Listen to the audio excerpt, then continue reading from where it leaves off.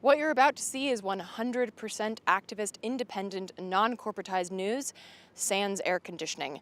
And while we can't get AC out here in the streets, we can have your help to keep this show going. So to become a patron of Act Out, visit patreon.com/actout.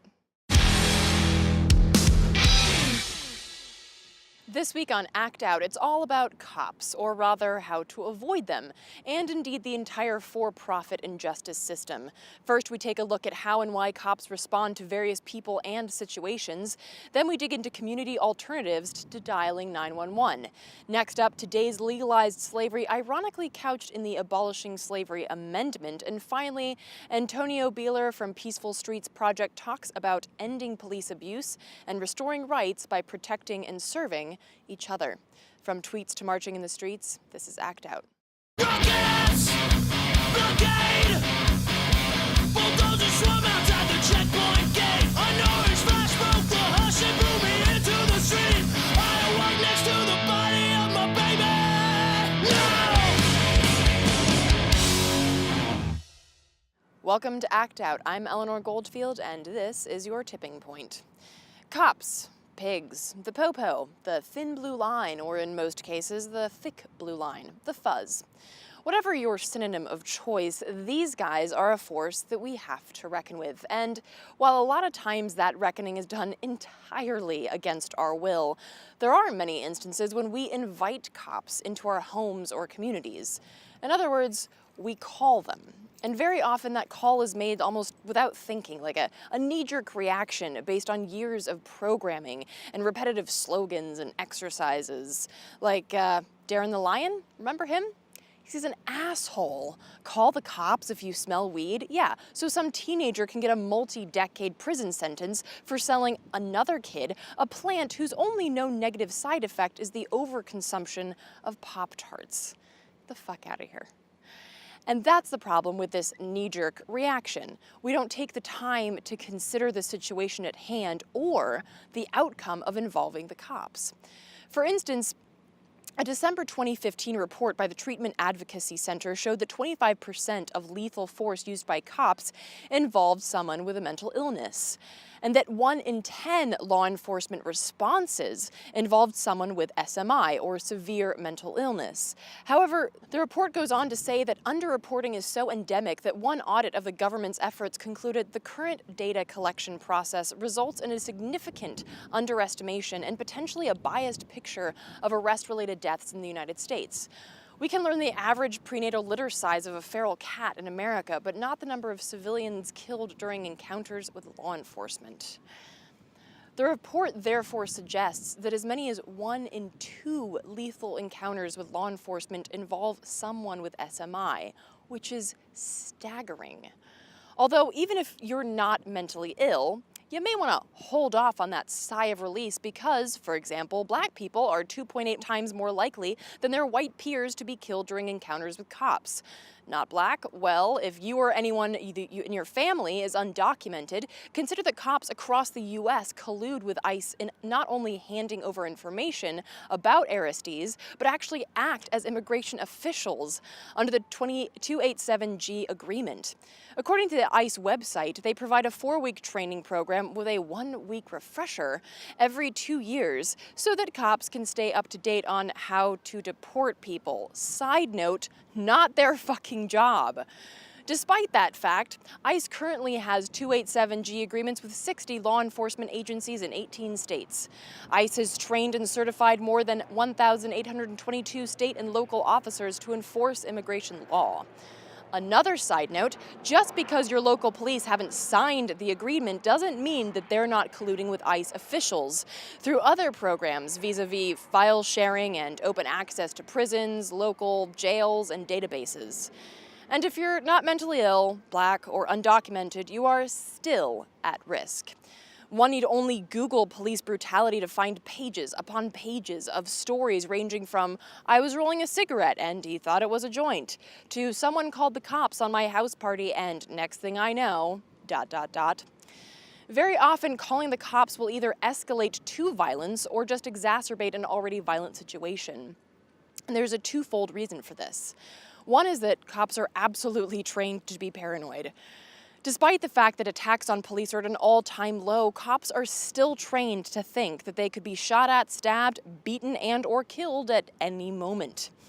As former police officer Seth Stoughton wrote, officers' actions are grounded in their expectations, and they are taught to expect the worst. In most police shootings, officers don't shoot out of anger or frustration or hatred. They shoot because they're afraid. And they are afraid because they are constantly barraged with the message that they should be afraid, that their survival depends on it. Stoughton goes on to say this training, where videos are played and replayed of officers being shot at, knifed, and beaten, obviously plays out in the field when an officer unloads a clip as a suspect reaches for a wallet. One common scenario teaches officers that a suspect leaning into a car can pull out a gun and shoot at officers before they can react. Another teaches that even when an officer is pointing a gun at a suspect whose back is turned, the suspect can spin around and fire first. Yet another teaches that a knife-carrying suspect standing 20 feet away can run up to an officer and start stabbing before the officer can get their gun out of the holster. There are countless variations, but the lessons are the same. Hesitation can be fatal.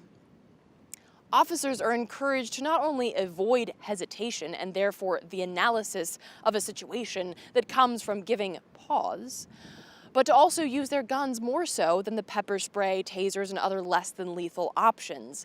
And the second reason that they often do this, as if being trained to be hyper-paranoid isn't enough, is that they know they'll get away with it. Reddit Hudson, another former cop, recalls how his fellow officers would laugh about getting put on paid leave after getting caught using excessive force. My colleagues would laughingly refer to this as a paid vacation. It isn't a punishment, and excessive force is almost always deemed acceptable in our courts and among our grand juries. Prosecutors are tight with law enforcement and share the same values and ideas. These officers violate rights with impunity. They know there's a different criminal justice system for civilians and police. Meanwhile, Professor Philip Stinson of Bowling Green State University in Ohio has been conducting a research study since 2005, showing that of the roughly 1,000 police shootings each year, only 80 involved officers being arrested, and of that 80, only 28 ended in a conviction of that officer. Those are pretty good odds for the juiced-up cop waving his gun around. And if that phone call to the police ends without bloodshed, there's a pretty good chance that regardless of charges or guilt, you'll see the inside of a jail cell because money. Earlier this year, everyone's least favorite celebrity KKK member, Jeff Sessions, promised to charge and pursue the most serious, readily provable offense in every case. Add to this the private prison industry's lockup quotas, demanding that prisons stay 90% full, or in some cases even 100% full. And it's unlikely that even minor arrests will end well for any suspect. Now, taking all of this into consideration, perhaps our knee-jerk reaction of calling the cops should be more of a question and answer situation.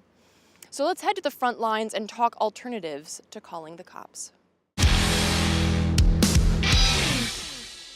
Based on a community organizing initiative here in DC, some folks came up with a brief checklist to consider first before you call the cops. And as you read through this, keep these two words in the back of your mind: close community. 1. Is this merely an inconvenience to me? i.e., is someone having a house party, playing the music kind of loud, but all in all, you're going to get through it. Particularly if you go over there and say hi. Which leads us to number 2. No, I need to respond. Can I handle this on my own? Let's say the music is just way too fucking loud, or your kid's asleep. Can you walk over there yourself and simply talk to the person? Or if someone's asleep on your porch, could you try to talk to them or wake them up without feeling that you're in danger? Which leads us to number 3. No, I need backup. Is there someone like a friend or a neighbor that can help out? Pretty self-explanatory, but still not always enough, which leads us to number 4. No, I need a professional. Can we use mediation to talk it through or call an emergency hotline that isn't the cops? There are resources to call, such as mental health crisis hotlines, human trafficking hotlines, victim support hotlines, sexual assault hotlines, etc. But if you've gotten this far and you still haven't reached a solution, 5. No. But if I call the police, do I understand how involving them could impact not only me, but the other person/people? Consider what we just outlined in the previous segment. Is it worth the risk of calling the police? Is there another step on that checklist that you could consider? Because, hey, this list isn't etched in stone. This is a community-built concept that will continue to grow with time and input. And that goes back to those 2 words that I mentioned: close community. If you know your neighbors, not only could you possibly assist in an emergency situation, but you can keep those situations from arising. You can set up community or neighborhood mediation to talk through problems before they get to the violent point. You can set up programs to fill the gaps left by the system so that kids aren't pulled into selling or buying drugs. You can make it known that people are available and open to talk and assist so that people don't feel ostracized for being mentally ill, don't feel hopeless for hitting financial rock bottom. You can hold discussions or workshops to outline community-agreed guidelines like a zero tolerance for domestic violence. You can set up community patrols so that it's neighbors checking in on neighbors, not paranoid cops who have no stake or interest in your community. You can make it a point to address violence by doing everything from holding self-defense classes to demanding local officials invest in mental health care. Also, in lieu of depending on local officials, you can set up volunteer mental health care support, as several communities have done. And yes, all of this takes time and it takes energy. Way more energy than it takes to dial 3 measly numbers, sure. But this time and energy isn't just a way to avoid 1 or 2 violent altercations with police. It is indeed about saving lives. A life that could end in a shootout, a life that could end in the injustice system, years in jail, years on parole, the financial hardships of having a conviction on your record. And it's about building community that creates the space not just for a safer environment, but for an overarchingly better standard of living. That community meeting becomes the foundation for a community gardens project. Someone suggests a reading club for kids on the history whitewashed out of American textbooks. You find that energy company has plans to build a dirty energy project close by, so you get ahead with a unified effort to stop it and invest in green energy. The benefits and possibilities are indeed endless.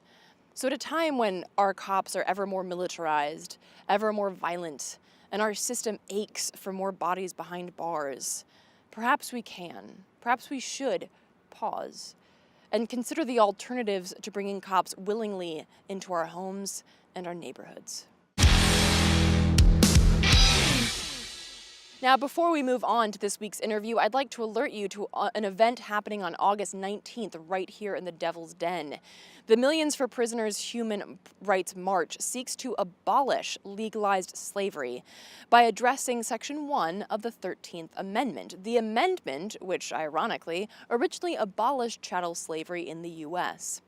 It states neither slavery nor involuntary servitude, except as punishment for crime whereof the party shall have been duly convicted, shall exist within the United States or any place subject to their jurisdiction. Problem with that being that this is how that now reads.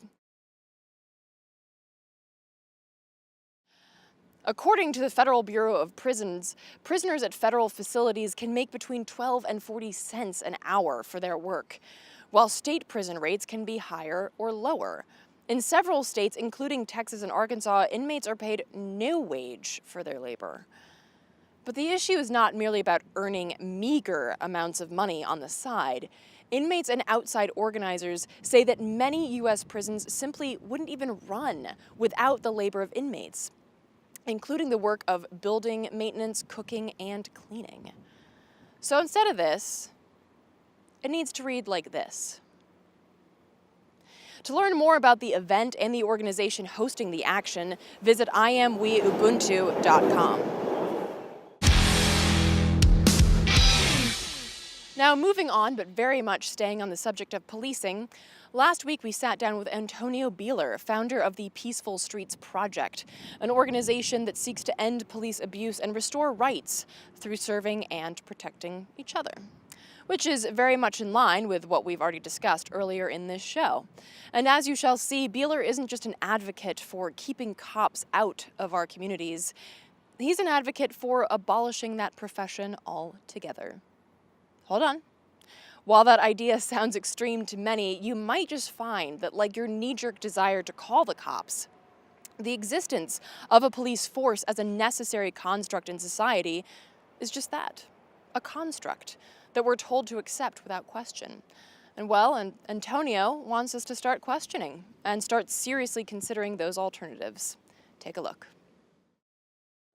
When we launched, we just knew that there were a lot of organizations that were out there trying to engage with the system and try to nudge the system to be a little bit less oppressive, or a little bit to inject a little humanity into it. And I think that there's a lot of efforts that people are doing that are really great, such as trying to get rid of bail, trying to get rid of mandatory minimums, drug laws, trying to stop community policing in Black and brown and poor communities. What we didn't see was many people who were actually in the street trying to engage in ways that could actually make it more painful for the police officers to commit these acts against people. And so direct action really was what we wanted to focus on. And the biggest form of direct action for us that's been helpful has been cop watching. But the Police Abuse Complaint Department was a way for us to allow people to have a voice and just put it up on the internet so that they could tell their story, because typically the only story that's ever told is through the media, through mugshots and a recap of whatever the police officer wrote in the arresting affidavit, which is usually filled with lies. And so we just wanted to humanize the so many people who have had these bad experiences with police officers, and also let people know that this isn't just something that only happens to people who are committing crimes, although it shouldn't even happen to people who are committing crimes, but it happens to people just by virtue of their existence, whether they're an immigrant, or whether they're Black or brown, or whether they live in a poor community, or just the wrong place at the wrong time. And another thing that you guys do, and you mentioned it, like the know your rights, like teaching people to know what they have the right to do and what cops have the rights or not the rights to do. What is your perspective on self-defense? Because there's this gray area between compliance with police, as organizations like the ACLU say, but also the right for one to defend oneself against oppression. And this sort of perspective, set forth by groups like the Black Panthers, many decades ago, was this idea of trying to defend your own community. Does the Peaceful Streets Project have a perspective on self-defense in that way? Right. That's a good question.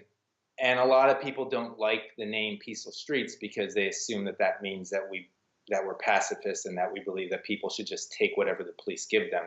I'm a strong advocate of self-defense. I recognize at the same time that if you engage in self-defense and you don't have a really strong community that's going to be there with you, that it tends to work out really, really badly. And so if I'm being assaulted by a police officer, I'm most likely going to take it and hope that I survive and fight another day, because if I fight back, then they shoot me. But as far as community self-defense, people coming together for one another, I think that that's immensely important. I think that we need to get rid of the notion that the system's going to work for us, particularly the people who are most marginalized and oppressed, because it's never going to work for them. The system's set up in order to crush them. We previously had on the show the retired police captain Ray Lewis, who said at one point he was a brutal cop, and that the force did nothing to offer legitimate psychological training or help once he was actually a cop. Luckily, he had the strength to better himself on his own and ultimately went on to retire and joined in Occupy and BLM down in Ferguson and anti-police brutality movements. But the question is, do you think, if reforms were made, if cops were only taken in who had a certain level of empathy, as opposed to now when they don't take cops who score a certain level or higher on an empath test, Do you think that would help, or is the idea that there are no good cops? We need to abolish the institution of policing. Yeah. So I'll go back to a question you asked me at the beginning, which I didn't really answer. At the beginning of all this, I knew that that the police had problems. I knew that there were so-called bad cops out there, but I wasn't fundamentally against the institution of policing. And at the very beginning, I was very adamant about saying not all cops are bad. We support the good cops. We just want the good cops to stand up to the bad cops. We want these bad cops held accountable. I started to recognize that these so-called good cops, we can't find them anywhere, right? And we can get videos of them handing toys out to kids or playing basketball with kids, but we just couldn't find any examples of cops really going against the really violent, the most criminal police officers. And there's so many opportunities for them to do so. And the fact that out of a million cops in America, none can step up and do it, and the only ones who really say anything are former cops. Kind of like Ray Lewis, Serpico, in his day. It's always when they're on their way out or after the fact that they sort of step up and they'll start to talk about the institution of policing. And so through that process, I've come to the belief, and it's more fundamental to like what my philosophy on life is, and how I want to utilize my time on Earth, that there's institutions and there's social hierarchies that can take really good people who have what you think are strong ethical values, and once you put them in a situation and you give them power, and an institution encourages a certain use of that power, it doesn't matter how good you are, you're going to become bad. I fundamentally believe there's no such thing as a good cop. And if a cop ever tries to do the good thing in the moment, they very quickly find themselves being run out of the profession.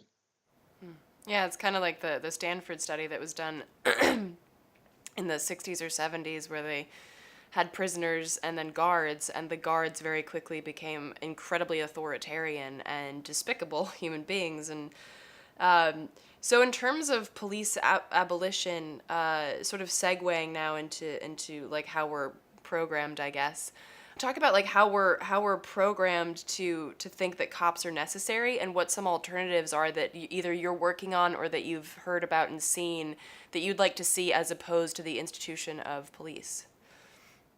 And I think that you put it really well, that we're programmed to believe that we need it. And that's just a function of being in society. We're programmed to believe a lot of things. Like we need schools, we need leaders, we need politicians, we need police.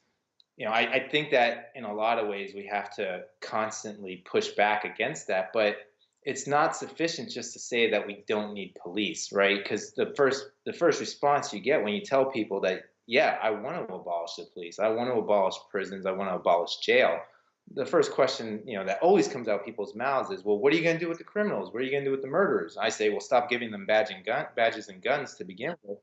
But but people have to create alternatives, because just saying that you want to abolish something isn't very compelling, and quite frankly, it doesn't rally a lot of people to the cause. But I saw the piece that you did with Scott Crow, and he talked about building power, creating capacity, creating alternatives, and that's what I think that's exactly what people have to do. And when it comes to what can we do instead of policing, I think that example that you have from Syria is beautiful, because that's the people saying this is something that matters to us. This is a problem that we want to deal with, but we also recognize that if we sort of give anyone a badge and say you're now the crime fighter or you're the person who's going to deal with these problems, they're going to abuse it. So that rotational aspect I think is beautiful. But we as communities, we have to deal with, what really underlies, what crime is. And I'm talking about real crime. I'm not talking about the government trying to, get people for sleeping in a public park or feeding the homeless or smoking weed. I'm talking about rape and murder, real crimes. But what underlies that is a lot of social ills and a lot of disparities. And so, if we as communities we can come together and we can address mental illness and we can support one another, and everyone, not just the people who are, labeled as mentally ill, but everyone needs mental health services. If we can focus on providing everybody with the basic necessities so that they can feel like they're a part of society, a human society, and that they can contribute to their community, even if it's not, in the ways that we typically look at work. That takes away a lot of, the that the ingredients for crime. And then most crime happens to be between people who know each other, right? The violent crime. And so, if we can have sort of conflict resolution and we can identify problems before they become problems, and we can work with relationships that are abusive, so that instead of bringing it to a head, we actually get them to work through it and, if necessary, move on in a peaceful way. I think that is essential and critical to being able to effectively move forward, with a police abolition sort of mindset. But I do think it's problematic that there's a lot of people out there that say abolish police, abolish prisons, but they don't want to talk about the alternatives, and they really don't want to create alternatives. And I think that's what's most important. What we're airing here is part of our full-length interview with Antonio Buehler. So for more on the issues of police, questioning our programming, and building alternatives to both, be sure to check out our YouTube page and our Facebook page, where we'll post the full interview. And to learn more about the Peaceful Streets Project and Antonio's work, visit peacefulstreets.com. And that will do it for this week's very warm dose of dissent. Thank you so much for watching. Please spread and share this with all of your friends, foes, and people you don't know. Check out the last slide, as always, to see the sites described in this week's show and the YouTube description. They will be there as well. Be sure to follow us on Twitter, Facebook, and subscribe on YouTube. Also, for all of you podcast lovers out there, we do have a weekly podcast that is the audio from the video show that comes out every Friday, available on iTunes and Libsyn at actout.libsyn.com. Also, my book and I have performances and events scheduled in DC, New York, LA, and San Francisco. For more information on that, visit artkillingapathy.com/performance. From the legit, hot as hell Devil's Den, good night and act out. And real quick, to keep independent, non-corporatized media like this show going, donate at Occupy.com/donate. If you'd like to donate directly to Act Out, visit patreon.com/actout.